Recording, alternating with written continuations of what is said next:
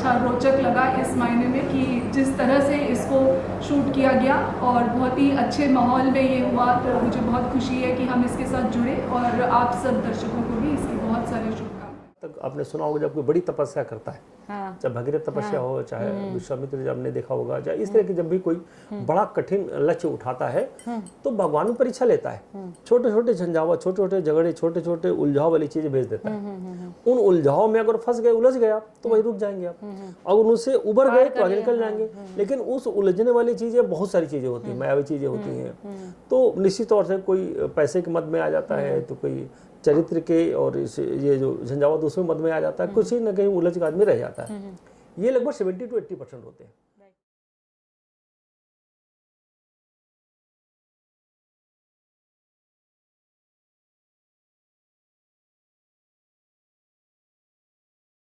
वो जो कहने में नहीं करने में यकीन रखते हैं, उनका हुनर ही एक पैगाम बन जाता है। आज का ये शेर एक ऐसी शख्सियत को डेडिकेटेड है जिनकी शुरुआत इतनी आसान नहीं थी और बहुत ही चुनौतियों का उन्होंने सामना किया। जी हाँ, वो किसी भी परिचय के मोहताज नहीं हैं। जी हाँ, हम बात कर रहे हैं एसआर ग्रुप के चेयरपर्सन और सीतापुर से एमएलसी श्री पवन सिंह चौहान जी की। सर नमस्ते, बहुत बहुत स्वागत है आपका शो में। सर, आपकी जो हमने आपके ऑफ कैमरा जो आपके बारे में स्टडी की कि काफ़ी आपने बहुत ही जो शुरुआत आपकी थी बहुत ही चुनौतीपूर्ण और बहुत ही नॉर्मल थी, तो थोड़ा सा सर उसके बारे में शॉर्ट में अगर हम बताएं आप हमको। हाँ, हर एक व्यक्ति हमको लगता है कि जो भी अपने हुनर से अपनी तरक्की करता है भगवान के आशीर्वाद से, तो संघर्ष तो शुरुआती दिनों में रहता है। बिल्कुल। और संघर्ष भी नहीं है तो फिर तरक्की भी नहीं। एग्जैक्टली। हर एक, मैं तो अपने आप भाग्यशाली मानता हूँ कि हमारे जो संघर्ष था उस वक्त भले हमको थोड़ा कठिन समय था, आज लगता कि वो ना होता तो मैं यहाँ ना होता। इसलिए किसी भी व्यक्ति के पास जब कोई मुसीबत आती है, जब कोई समस्या आती है या विपरीत समय आता है, तो हम कहने में बड़ा आसान होता है कि उसको वेलकम करना चाहिए, लेकिन उस वक्त बड़ा कठिन रहता है। लेकिन बाद की जो ज़िंदगी होती है वो बड़ी आसान सी होती चली आती है, सरल सी होती आती है। कुछ दिन संघर्ष के बाद में अगर आपने ईमानदारी से उस संघर्ष को टैकल किया है, मैनेज किया है और उसको सीख लिया है, तो निश्चित तौर से आगे की ज़िंदगी बड़ी सरल और सहज हो जाती है। हमारी जैसे ज़िंदगी जब शुरुआत हुई तो बड़ा जद्दोजहद पैदा हुआ एक ज़मींदार खानदान में। ज़मींदार खानदान पैदा होने के बाद में फिर स्थितियाँ बिगड़ी, ऐसी बिगड़ी कि हम लोग रुपए के मोहताज हो गए। फिर ऐसे करते करते फिर हमको लगता 5-6 में हमारी 2 रुपये फीस पड़ती थी, वो भी नहीं जमा कर पाते थे। 6-6 महीने कभी कभी कान पकड़ पीछे टीचर खड़ा कर देते थे। लेकिन जब टीचर खड़ा करते थे तो बहुत बुरा नहीं लगता था हमको। हम लगता है कि अभी समय दिन नहीं अच्छे हैं, हम गरीब हैं, पैसा नहीं इकट्ठा कर पा रहे हैं, पिताजी जेल में, इसलिए हमारा ये स्थितियाँ झेलनी पड़ रही हैं। लेकिन हम मेहनत करेंगे और भगवान चाहेगा अच्छा हो, हम कर लेंगे। वो मेहनत करने का जज्बा हम क्लास 5 जब पास किए थे, क्लास 6 में पहुंचे थे, तब से हमारा मेहनत करने का जज्बा हमारे जहन में आ गया था। और तब से लेकर के मैं आज तक लगातार लगभग 12 से 15 घंटे, कोई 15 से 18 घंटे लगातार काम करता हूँ, बगैर रुके, बगैर थके। और शायद वो संघर्ष ना होता, वो विपरीत समय ना आया होता है या कोई दिन खराब नहीं हुए होते, तो आज शायद मैं उतना मेहनत करने का जज्बा ना पैदा होता। कंफर्ट जोन में रह करके हम बहुत सारी चीज़ों को सीख ही नहीं पाते। राइट। और वो जब मुसीबत आती है, पूरा समय विपरीत रहता है, तब बहुत सारी चीज़ों को समय हमको सिखाता है। बिल्कुल। और हमारे कहने से, हमारी मोटिवेशन क्लासेस से, हमारी मोटिवेशन जो बुक्स होती हैं या इनको कहने से फर्क तो पड़ेगा, इस समय से छोटा सा पड़ता है। लेकिन जब मुसीबत पड़ती है और दिन खराब आते हैं, विपरीत समय होता है, तब बड़ा आनंद आता है। वो बड़ा संग जद्दोजहद होती है, सुबह और शाम कैसे शाम मिलती है, कश्मकश चलती रहती है, अच्छी वाली कश्मकश चलती है, थोड़ी वाली नहीं। तो कब सुबह होती है, कब शाम होती है, पता ही नहीं चलेगा।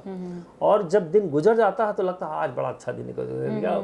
कल का फिर संघर्ष हमारे दिमाग में आना शुरू हो जाता है कि कल फिर कैसे मैनेज करेंगे, पैसा कैसे मैनेज करेंगे, लोगों को पैसे कैसे मैनेज करेंगे, व्यवस्थाओं को, वो कल की जद्दोजहद शुरू हो जाती है। तो जो भी संघर्ष व्यक्ति या संघर्षशील इस वक्त कर रहे हैं या कर चुके हैं, निश्चित तौर पर जब उनका समय आएगा तो उनको अपना जो फ्लैशबैक देखेंगे तो बड़ा आनंद आएगा। लेकिन आज के डेट में वो सोचते होंगे कि यार मैं ऐसे बना रहूंगा क्या, हमारे दिन ऐसे ही खराब चलते रहेंगे क्या, भगवान मेरे लिए ही खिलाफ है, भगवान हमारे साथ ऐसा क्यों कर रहे हैं, हम इनका कुछ नहीं बिगाड़ रहे, लोग हमारा क्यों बिगाड़ रहे हैं, मैं लोगों के बारे में बात नहीं करता, लोग हमारे बारे में बात क्यों कर रहे हैं, लोग हमारे इतना अच्छा करने के बावजूद भी लोग अच्छा हमारे बारे में नहीं सोच रहे, अच्छा नहीं कर रहे हैं। तो बड़े ये झंझावत होते हैं। और मुझको लगता है ये जो झंझावत होते वही व्यक्ति को तोड़ देते हैं। जो टूटता नहीं है उसी झंझावत में उसी तरीके के विपरीत प्रश्न जीता रहता है और संघर्ष सोचता है कि अरे एक दिन मेरा टाइम आएगा,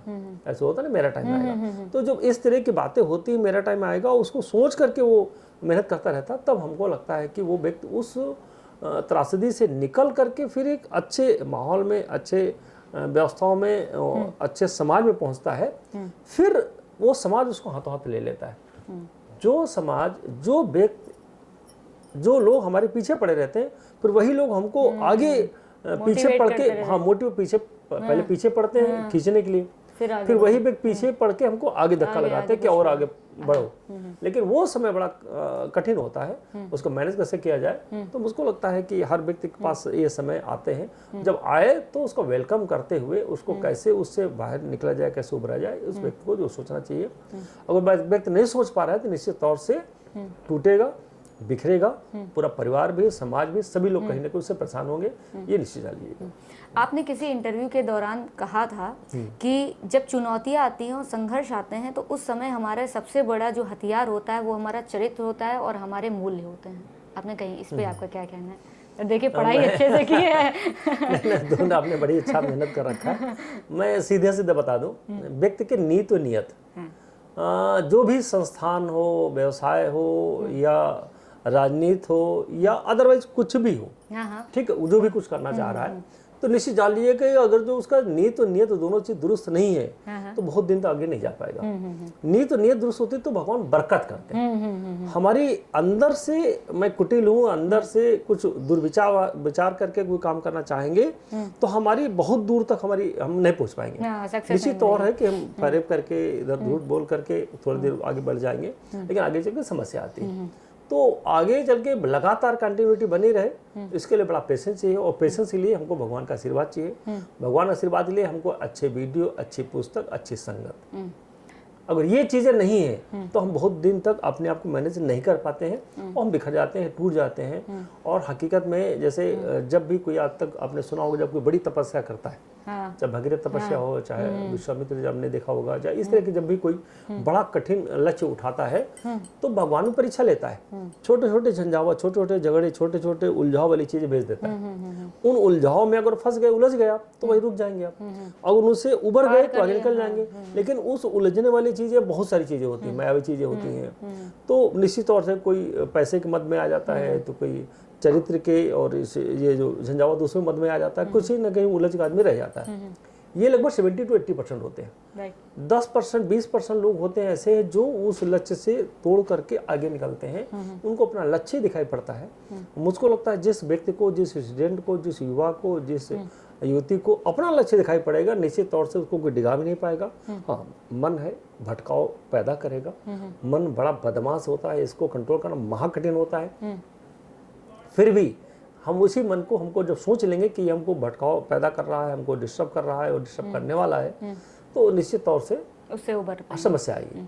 सर, जैसे कि आज कल जो स्टूडेंट्स प्रोटेस्ट कर रहे हैं, चाहे झारखंड में हो या जंतर मंतर पे, आप इसे कैसे देखते हैं कि ये एक तरीका सही है, या वो अपनी जगह पे सही है, या उनका जो प्रोटेस्ट करने का जो तरीका है उसमें वो चेंज ला सकते हैं नीट पेपर को लेकर, या जो भी चल रहा है, जो देश भर में स्टूडेंट्स की जो मांग है, उसको आप कैसे देखते हैं? दो चीज़ें होती हैं जी। मैं भी स्टूडेंट रहा हूँ। आज की डेट में 17,000 बच्चे हमारे पास हैं, प्ले ग्रुप से लेकर के पीजी तक। तो इंजीनियरिंग भी है, मैनेजमेंट है, मेडिकल है, सीबीएसई बोर्ड और आईसीएसई बोर्ड भी है। तो क्या होता है, मैं बच्चों से बात करते रहता हूँ। मैं वो व्यक्ति हूँ, शायद इस हिंदुस्तान में मैं पहला व्यक्ति ऐसा हूँगा जो मैं प्ले ग्रुप के मॉनिटर्स को बुलाता हूँ। क्लास 1 और क्लास 2 और क्लास 3, क्लास 5 के, मान लीजिए हमारे पास 17,000 बच्चे, बहुत बड़ा क्राउड होता है। तो मॉनिटर से 200-250 हो जाते हैं हमारे पास। जो मॉनिटर्स होते हैं वो 200-250-300 की संख्या में होते हैं। तो मैं एक मॉनिटर से बात करता हूँ पर्सनली। बॉयज में, हाँ पर्सनल, बॉयज भी होते हैं, गर्ल्स भी होते हैं। आप जान कर बड़ा ताजुब करेंगे, उनकी सोच देखिएगा तो वो बड़े स्पष्ट तरीके से बात करते हैं, एडवाइस भी देते हैं, उनके अपने पापा की गलती बताते हैं, अपने टीचर की गलती बताते हैं, अपनी मम्मी की बताते हैं, और अपने जो भी बस के ड्राइवर है या बस का जो हेल्पर है, अगर उसने कोई गलती कर रखा है उसको भी लोकेट करते हैं। तो इतना बच्चा समझदार हो चुका है। कारण क्या है कि बच्चा किस दिशा में, किस संगत में है। अगर जो बच्चे की फ्रेंड सर्किल या बच्चे के घर का माहौल अच्छा है तो बच्चे अच्छी दिशा में जाकर सोच करके बात करता है। अगर बच्चे के घर की जो सराउंडिंग है, सराउंडिंग घर की जो उसकी परिस्थितियाँ होती हैं, जो माहौल रहता है, या जहाँ यहाँ पर स्कूल में आने के बाद में किसी बच्चे से उसकी या किस टीचर से उसकी किसको पसंद करता है, उसके अकॉर्डिंग उसकी सोच बदलती रहती है। तो मुझको लगता है कि अगर जो आज बच्चों को जो फ्रस्ट्रेशन का शिकार हो रहे हैं वो इतनी ज़्यादा महत्वाकांक्षी हो रहे हैं, बचपन से हमको ये खाना है, हमको ये पहनना है, हमको ये करना है, उनके हमारे फ्रेंड के पापा पास ये है, हमारे फ्रेंड के मम्मी पास ये है, हमारे मम्मी, उनकी मम्मी इतना मानती हैं, उनके पापा इतना मानते हैं, उनके भैया ये करते हैं, वो फ्रस्ट्रेशन है। उतने पापा हमको नहीं मानने हैं, उतना मम्मी नहीं मानने हैं, उतना टीचर हमको नहीं मानने हैं, मतलब इस तरह की जो एक जो कहीं कंपेयरिंग वाली जो आजकल जो कि मतलब कॉपी करना और कंपैरिजन, तो उसमें दिक्कतें बहुत आ बहुत खतरनाक है। तो उस कंपेरिजन की वजह से आज के तुलना में देखा जाए वो बच्चा फ्रस्ट्रेशन का शिकार हो रहा है। मैक्सिमम बच्चा वो जब बैठता है कहीं पर भी, जब कोई निगेटिविटी की बात करता है तो बड़ा मजा आता है उसको, बड़ा अच्छा लगता है मेरे दिल की बात कह रहा है। भाई ना, आपको याद होगा अपने बचपन से लेकर आज तक जब आप गाने सुनते हैं और कभी कभी जब आपका किसी मन उदास हो और उसी उदासी में मुकेश का कोई पुराना गाना आ जाए तो कितना अच्छा लगता है मुकेश जी हमको सुन ही रहे थे और हमको गाना सुना दिया गया। ऐसा लगता नहीं लगता? बिल्कुल लगता ठीक है। और कभी कभी बड़ा बड़ा मन रोमांचित हो और उस वक्त कोई रोमांच वाला गाना आ जाए, बड़ा आनंद आता है। ठीक है ना? तो वो जो मन के अकॉर्डिंग जो माहौल मिलता है उसमें वो बिल्कुल रम जाता है वो, उसी के वजह से ये सारी चीजें व्यवस्था बन जाती है। आज बच्चा जो जैन जी के अपनी प्रदर्शन करने का जो उनका अपना तरीका है, कुल मिलाकर के इनको अपने तरीके से सोचना चाहिए कि हम हर एक चीज अपने घर में नहीं सही हो पा रही हैं। हमारे छोटा सा परिवार है, 5 लोगों का, 6 लोगों का, 7 लोगों का, 3 लोगों का परिवार है, हम उसको मैनेज नहीं कर पाए। सरकार वो इतना बड़ा मैनेजमेंट चला रही है, इतनी बड़ी व्यवस्था चल रही है, इतने सारे चेक पॉइंट लगे हुए हैं, तो कभी कोई गलती हो सकती है। ठीक है ना? गलती करने वाले को इंसान ही, जब हजारों आदमी है तो कहीं ना कोई गलती हो जाती है। ये हमारा मन स्वीकार नहीं करने के लिए तैयार। कारण विपक्ष को राजनीति चाहिए, राजनीति के लिए उनको जनसंख्या चाहिए, कोई ना कोई संख्या बल चाहिए, तो उसके लिए वो जब सॉफ्ट कार्नर सबसे कौन है? बच्चे। जो बच्चे होते हैं वो बड़े मन के सच्चे होते हैं, वो बड़े प्यारे होते हैं, बड़े भोले भाले होते हैं, निश्चल स्वभाव, हाँ निश्चल स्वभाव होते हैं। तो वो कहीं ना कहीं उसमें वो फंस करके अपने आप को पूरी तरीके से इन्वॉल्व कर देते हैं। यार ये तो हमारे भले की बात बता रहे हैं और ये हमारे लिए अच्छा नहीं सोच रहे हैं, और उसके लिए आंदोलन करना शुरू कर देते हैं। तो जैन जी को ये सोचना चाहिए कि जब अपने परिवार में, अपना घर में, या मम्मी या पापा या टीचर जो उनसे बातें बताते हैं कि बेटा ये होमवर्क करके लेकर आओ, वो कितना होमवर्क करके लेके जाते हैं, या होमवर्क लेके भी जाते भी हैं तो कभी भी छुट्टियां लेनी होती हैं, कभी मंग मारना होता है, कोई शरारत करते हैं, कोई गलतियां करते हैं, तो टीचर से किस तरह झूठ बोल करके अपने आप को सेव करते हैं। ठीक है। तो आपको हमको ये हम भूल जाते हैं कि नहीं मैं गलती कर सकता हूँ लेकिन अगला गलती नहीं कर सकता है। तो हजारों आदमी होते हैं, वो कहीं कोई सिस्टम में गलती हो जाती है निश्चित तौर से। और अभी जो साइबर अपराध हो, चाहे इस तरह का अपराध हो, हम लोग एक चीज को ठीक करते हैं, साइबर अपराधी दूसरा तरीका अपना लेते हैं। क्राइम हम एक ठीक करते हैं, दूसरा क्राइम तरीके से अपना लेते हैं। तो इतने तरीके बदल रहे हैं तो उसमें कितना आदमी करेगा, कितना दिमाग लगाएगा? जितने लोग बनाने वाले उससे बिगाड़ने वाले। ये सतयुग, द्वापर, त्रेता, कलयुग, हमारे 4 युग होते हैं। 4 युग में आज तक ये निश्चित तौर से 70 to 80% जनता या विचार वाले लोग अच्छे होते हैं। 10 से 20% लोग नेगेटिव विचार या डिस्ट्रक्टिव विचार के लोग होते हैं। लेकिन वो 10% इन 90% लोग भारी भारी बैठते हैं। हाँ। इसलिए देवताओं से हमें, मतलब जो देवता लोग हमेशा दैत्यों से हारते रहे। क्यों हारते रहे? दैत्य मुट्ठी भर थे, देवता बहुत थे, अजरमर थे, हार हो जाते थे। कारण जो दैत्य होते हैं वो संगठित होते हैं, जो दानव विचारक होते हैं, जो नक्सली विचारधारक होते हैं, जो कम्युनिस्ट विचारधारक होते हैं, वो संगठित होते हैं। जो अच्छे लोग होते हैं वो संगठित कभी नहीं होते। इसलिए संगठित हो कि मैं खुद काबिल हूँ, मैं को सब आता हमको, हमको किसी आवश्यकता नहीं, ना किसी ज्ञान देने की हमको जरूरत नहीं। तो ये जो स्थिति मैं वाली जो भावना होती है, मैं वाली जो भाषा होती है, कोई भी विद्वान व्यक्ति एक दूसरे को पसंद नहीं करता है, ठीक है। और जब कोई एक भी, अब गंजेड़ी हो, भंगेड़ी हो, नशेड़ी हो, ये सब एक दूसरे को बड़ा सपोर्ट करते हैं। बहुत दिन भर भले कोई झगड़ा हो जाए, लड़ाई हो जाए, लेकिन शाम इकट्ठा हो जाएंगे, ठीक है, अपने आप इकट्ठा हो जाएंगे। अब कल्पना करिए, कोई भी, ये जो मैं बता चुका नशेड़ी बात कर रहा हूँ, वो कहीं भी पहुंचे, किसी भी डिस्ट्रिक्ट में पहुंचे, वो अपनी दुकान के पता लगा ही लेते हैं, या हमारी व्यवस्था कहाँ हो सकती पता लगा लेंगे। आप नहीं लगा पाओगे, ढूंढ नहीं, क्योंकि वो उनको ट्रिक पता है, सारी चीजें पता रहती, वो इकट्ठा होते हैं, वो विचार लोग इकट्ठा हो जाते हैं। तो मेरे विचार से आज के जो चाहे जेनजी हो, चाहे युवा हो, उनको इस बात का ध्यान होना चाहिए कि हमारी जो व्यवस्थाएं हैं, हमारे जो सिस्टम है, हमारे जो प्रकृति है, या हमारा जो देश आज़ाद होकर के अभी बहुत तेज़ी से विकासशील देश हमारा है, हम इसमें कितना सपोर्ट कर सकते हैं, इस बात को लेकर के, और अपने भाव को, अपने विचारों को माननीय लोग जो होते हैं उनके सामने रखना चाहिए। तो सिस्टम रखना चाहिए मेरे हिसाब से कि आजकल का जो तरीका है, तो बस हम बैठे धरना प्रदर्शन और कहीं ना कहीं कुछ तोड़फोड़ करना शुरू कर देते हैं। आपने देखा होगा किस तरह की लोग किस तरह की भाषा का प्रयोग कर रहे थे। अब मोदी जी की मम्मी की गलती, उनको भी बीच में, उनकी मम्मी की गलती बताओ, सही बात है, ठीक है। अब मोदी जी की मम्मी कब बेचारा बच्चे ने पैदा किया और मोदी जी काम कर रहे हैं, उनकी मम्मी को कैसा कैसा शब्द बोले जा रहे हैं। तो हम ये भूल जाते हैं कि मैं किसके लिए बोल रहा हूँ, बिल्कुल, ठीक है ना। तो इस तरह के चरित्र, इस तरह की भाषा हमको कंट्रोल करना चाहिए और सोचना चाहिए कि आज जो भी भाषाएं, जो भी व्यवस्था, जो भी सिस्टम है, उनके साथ मिलकर के कैसे अच्छा कर सकते हैं, इस बात को ध्यान करके करेंगे तो बड़ा आनंद आएगा। और हमारे वैसे देश के जो युवा है, आज हमारा पूरा विश्व में हमारा सबसे बड़ा देश है और सबसे उद्यमी, जो हमारा बहुत शानदार तरीके से आज काम कर रहे हैं। और हमारे युवा भी स्टार्टअप डाल करके, आपने देखा होगा, कई लाखों स्टार्टअप पढ़ रहे हैं, लाखों लोग जॉब कर रहे हैं, लाखों जॉब निकल रही हैं। अभी अपने ही यूपी में 50 लाख करोड़ रुपए लग रहा है, जिसमें 50 लाख लोगों को नौकरी मिलेगी। निश्चित तौर से चीज़ें सुधर रही हैं। कहाँ पहले 2 एक्सप्रेस हुआ करते थे, आज 22 एक्सप्रेस 10-12 चालू हो चुके हैं और 10 चालू होने वाले हैं। तो इस तरह की जो व्यवस्थाएं हैं, इस तरह का जो सिस्टम है, निश्चित तौर से देश हमारा बहुत तेज़ी से तरक्की कर रहा है, प्रदेश भी तरक्की कर रहा है। बशर्ते हमको थोड़ा पेशेंस रखना पड़ेगा और चीज़ों को अपने तरीके का, जो हमारा इस तरीके का जो व्यवधान न डाल करके, हम सिस्टम से जुड़ करके कैसे उसको काम तरीकों में चेंजेस लाए, तरीके तो करेंगे, बड़ा आनंद आएगा। बाकी तो हम लोग का सरकार अच्छे काम कर ही रही है। सर, एक क्वेश्चन मेरी बड़ी इच्छा थी और आपसे पूछने की, आपका जो लोगों से मिलने का तरीका है, जो आपकी पब्लिक डीलिंग है, और आपकी शुरुआत जैसे हमने देखा कि बहुत नॉर्मल वे से और बहुत अच्छे लेवल तक आई। अब ये चीज़ मसला होता है, ये एक बहुत बड़ा सवाल है, और कि इतनी बड़ी सक्सेस मिलने के बाद भी इंसान का जो एटीट्यूड होता है या उसका जो व्यवहार होता है, वो उतना ही कूल कैसे हो सकता है? ये रेयरेस्ट पर्सन में होता है सर। ये बताओ मैं, ये भगवान कृपा है।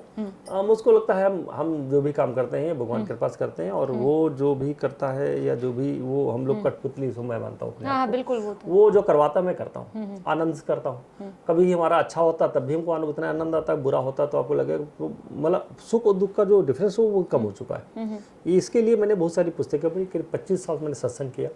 उस सत्संग करने से ये फायदा हमको मिला, अनवरत किया, एक भी दिन अपसेंट नहीं। तो उससे ये फायदा मिला कि हमारे सुख दुख का अंतर कम हो गया। और दूसरा ये पता है कि ऊपर जब ग्रह नक्षत्र आपके सब ठीक ठाक चल रहे हैं, आपके कर्म अच्छे हैं, नियत दोनों दुरुस्त हैं, तो निश्चित तौर से अच्छा ही होता रहेगा। अभी जो आपको बुरा लग रहा है कि मेरे साथ ये बुरा हो रहा है, वो फ्यूचर को ब्राइट करने के लिए, फ्यूचर को अच्छा करने के लिए अभी बुरा किया जा रहा है। ये वहाँ की प्लानिंग है, मेरी प्लानिंग नहीं है। कि उनके ऊपर दूर से वो देखते हैं। तो हमको अभी जो बुरा लग रहा है वो भी फ्यूचर के लिए हमारे कहीं ना कहीं अच्छे के लिए ही बुरा किया जा रहा है।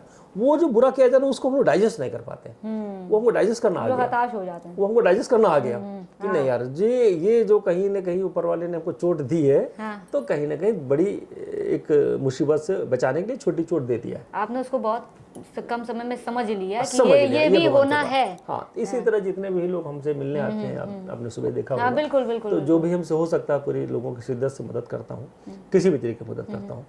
तो वो होता क्या है कि उसे लगते हैं यार कभी ये जो हमारे पास एक आशा लेकर आता है, कोई भी लेकर आता है, तो मैं उसकी पूरी मदद करने की पूरी शिद्दत से कोशिश करता हूँ। कारण है कि मैं एक निमित्त मात्र हूँ, मैं कोशिश करता हूँ, जिसका अपना अच्छा होता है उसका अच्छा हो ही जाता है, और जिसका नहीं अच्छा होना होता हम लाख प्रयास करते नहीं हो वो भी सकता नहीं आती है। तो हमारे प्रयास में कोई कमी नहीं होनी चाहिए। अब उसकी किस्मत है, अच्छा बन पा रहा है या नहीं बन पा रहा है, ये उसकी भी कहीं ना कहीं जुड़ी रहती है। लेकिन हमारा अपना रहता है कि हम लोग पूरी शिद्दत से उसका काम करें, और जब हम निमित्त मात्र बन जाते हैं ना, तो हर बेग बड़ा नॉर्मल हो जाता है। उसमें कोई बड़ी बात नहीं कि हमारे लिए ऐसा है। हर व्यक्ति, मुझको लगता है कि आज भी जो सद्विचार के लोग हैं, जो अच्छी संगत रहते हैं, अच्छे विचारों साथ रहते हैं, अच्छी पुस्तक पढ़ते हैं, अच्छे वीडियो देखते हैं, तो निश्चित तौर से वो अच्छा ही करते हैं समाज के लिए, अपने लिए, परिवार के लिए, और अच्छा सोचते भी हैं, तभी वो अच्छा कर पाएंगे। तो मेरे हिसाब से ये भगवान विशेष कृपा है कि डाउन टू अर्थ बने रहने के लिए ऊपर वाले की, मैंने 86 में गुरुमंत्र लिया था, आज हमको लगता है कि 41 साल 42 साल हो गए, तो तब से लगे के लगातार कुछ न कुछ करते रहते हैं और पूरी आनंद से ज़िंदगी जीता हूँ। सर हमारे शो का एक फॉर्मेट है, रैपिड फायर राउंड भी हमारे शो में होता है, तो उसमें आपको एक वर्ड में जवाब देना है। हाँ बताओ। सर सबसे पहले तो आपको लखनऊ में जो गंगा जमुनी तहजीब है, इसके अलावा आपको सबसे ज़्यादा लखनऊ में क्या पसंद है? लखनऊ की क्या चीज़ पसंद है? देखिए, दो चीज़ें बताते हैं। हमारे लखनऊ का कल्चर, हमारे लखनऊ की भाषा बड़ी प्यारी लगती है। अवधी मिक्स है, जहाँ अवधी होती है मैं भी अवधी बोलता हूँ, तो बड़ा आनंद आता है। और वो जैसे आप गंगा जमुनी बताया तहजीब, गंगा जमुनी तहजीब के साथ में हमारे लखनऊ में आज भी जो नॉर्मल नेताओं को छोड़ दिया जाए तो मुस्लिम लोग और हिंदू लोग, गंगा जमुनी तहजीब इसको बोला गया है, तो आज भी बड़े प्यार से, बड़े मन से, बड़े उत्साह से रहते हैं। तो ये आपको, हाँ, ये लगता है। सर आपका फेवरेट स्पोर्ट कौन सा है? जब वैसे तो टाइम नहीं मिलता हो, लेकिन कभी टाइम मिलता हो तब? अभी मैं सारे गेम में खेल लेता हूँ। मैं वॉलीबॉल भी खेल लेता हूँ, मैं फुटबॉल भी खेल लेता हूँ, बड़े स्पोर्ट खेलता हूँ, बैडमिंटन खेल लेता हूँ और योगा रोज करता हूँ। ओके। तो आज भी जब कभी मौका मिलता तो बैडमिंटन कोर्ट हमारे यहाँ इंडोर स्टेडियम मैंने भगवान कृपा बना रखा है, तो उसी इंडोर स्टेडियम में बैडमिंटन में खेलता हूँ, बड़ा आनंद आता है। सर जैसे आजकल लोगों का एक है ट्रेंड कि लोगों को टेक्सटिंग करना इजी लगता है या कॉलिंग, आपको क्या इजी लगता है, मैसेज करना या कॉल करना या कॉल पे बात करना? मुझको लगता है मैं कॉल पर ही बात करता हूँ, और मैं आज भी हमको थोड़ा अनकंफर्ट लगता है वीडियो कॉल, तो मैंने कभी किसी किया ही नहीं। अपने बच्चों, छोटे बच्चे जो हमारे हैं, उनको कभी कभी बाहर जाता हूँ फॉरेन वगैरह, तो हमको वीडियो कॉल करता हूँ तो बड़े मजा आता है। बस 2 पोते हैं ना छोटे छोटे, और 2 नातिन हमारी, तो जो नातिन और पोते जो उनसे बात करता हूँ उनको बड़ा आनंद आता है। तो ठीक है, वो आँखें छुएंगे, मुँह छुएंगे हमारा, तो उंगली रखेंगे, तो वो अच्छा लगता है। हाँ, बाकी वैसे कॉलिंग में करता हूँ। सर आपका फेवरेट पॉलिटिशियन, वैसे एक नाम लेना मुश्किल बहुत होगा, लेकिन सर एक कोई फेवरेट पॉलिटिशियन? मैं देखिए, हमारा लोग जो फेवरेट पॉलिटिशियन मैं मानता हूँ, तो अपने पहले जो गुजर चुके हैं अटल जी थे, आजकल मोदी जी। अच्छा, मोदी जी।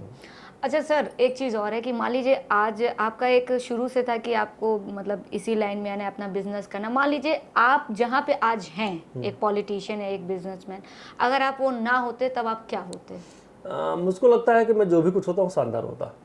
अरे कारण बता दे। अरे नहीं, वो तो शाहरुख खान ने एक डायलॉग बोलते हैं कि जो कुछ नहीं करते कमाल करते, सर वही बात याद है। Very good. ऐसा मैं बता दूं, इसलिए बता रहा हूँ, मैंने 18 बिजनेस किए हैं। ओके। मैं 18 बिजनेस में मैंने चाय भी बेची, मैंने सब्जी भी बेची। जब सब्जी बेचता तो शानदार बेचता, जब चाय बेचता तो वही शानदार अच्छी बेचता था, बहुत तेजी से तरक्की हो रही थी।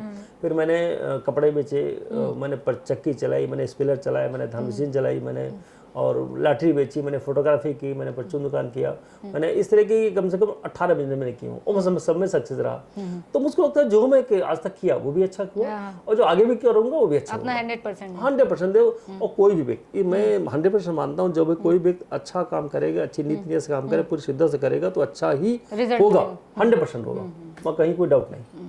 सर बहुत अच्छा लगा आपसे बातचीत करने के लिए, आपने अपना कीमती समय दिया, बहुत बहुत धन्यवाद। बहुत धन्यवाद कौशिकी जी, धन्यवाद। आप देखते रहिए अतिथि वॉच कौशिकी के साथ।